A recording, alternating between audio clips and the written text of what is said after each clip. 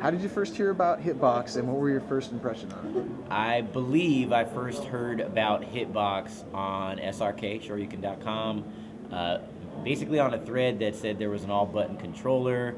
I had briefly played Third Strike on GGPO on keyboard when I didn't have a PC stick, so the idea was cool, and the idea that buttons were faster than joystick movements made sense to me. So since you knew a little bit about keyboard, did the up button seem to click?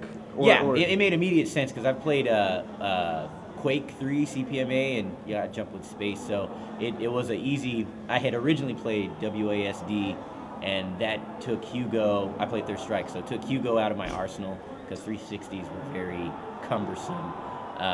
Took a lot of characters out of my arsenal, but space, I was like, why didn't I think of that? That makes a lot of sense. So once you got it, you figured it out pretty quick. Yeah, when I bought the thing, it took maybe just to acclimate myself to just moving and kind of rewiring the brain, probably about 10-15 minutes, and then about a month or so to get decent.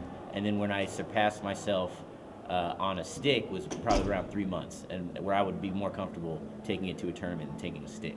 From that 3 months, you've gone up at a faster rate? Yeah, a lot faster. Like things that were super difficult. So my main game is 4. I play Ibuki, so like really low air knives or super jump canceling. It's all a lot easier and a lot more intuitive on the hitbox. So what would your favorite thing about the hitbox be?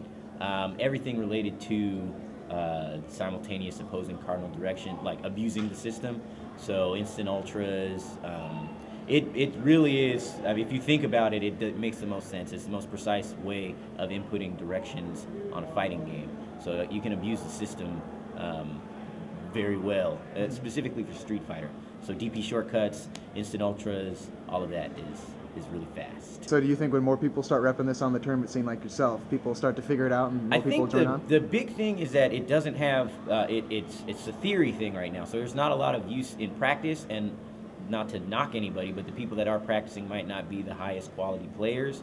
So you want to see people doing good things against good players so that it gets some legitimacy.